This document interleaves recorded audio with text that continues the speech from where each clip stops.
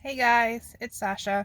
I am currently in my car because of the pandemic. All of my family is home and there's no way I could do a video with 4 kids in a 1,000 square foot house without them running in and bothering me. So yeah, I'm currently hiding out in my car in a cemetery because I figured that would be a quiet place to do my poetry reading. So the poem that I chose is If by Rudyard Kipling. I think the first time I heard it was when I was probably 15 or 16.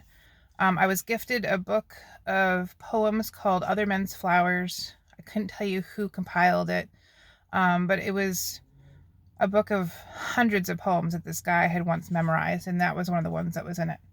So I will read it now.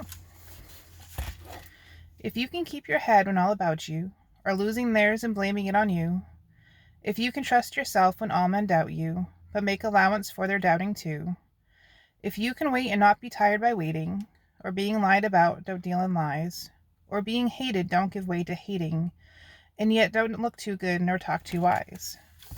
If you can dream and not make dreams your master, if you can think and not make thoughts your aim, if you can meet with triumph and disaster, and treat those two impostors just the same, if you can bear to hear the truth you've spoken, twisted by knaves to make a trap for fools, or watch the things you gave your life to broken, and stoop and build them up with worn-out tools. If you can make one heap of all your winnings, and risk it on one turn of pitch and toss, and lose again and start again at your beginnings, and never breathe a word about your loss. If you can force your heart and nerve and sinew to serve your turn long after they are gone, and so hold on when there is nothing in you except the will which says to them, hold on. If you can talk with crowds and keep your virtue, or walk with kings nor lose the common touch, if neither foes nor loving friends can hurt you, if all men count with you but none too much, if you can fill the unforgiving minute with 60 seconds worth of distance run, yours is the earth and everything that's in it, and, which is more, you'll be a man, my son. I think this is one of my favorite poems because to me it talks about being really balanced, and that is something that I've always really struggled with. I can be a very black and white thinker. I struggle with keeping my emotions in check.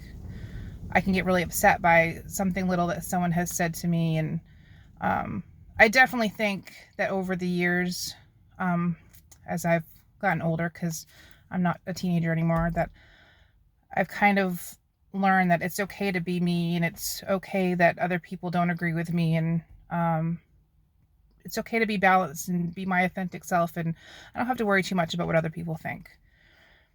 So that's kind of why that means a lot to me. So as for the meter, I had to look that stuff up because I could not remember.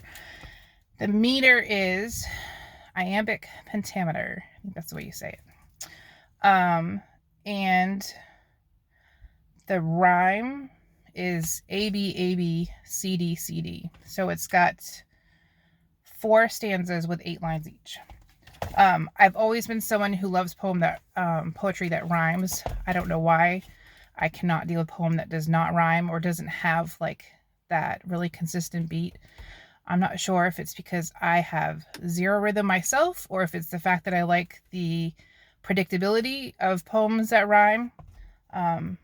Yeah, so I always gravitate towards poems that have like a very specific beat and that have the end rhyme.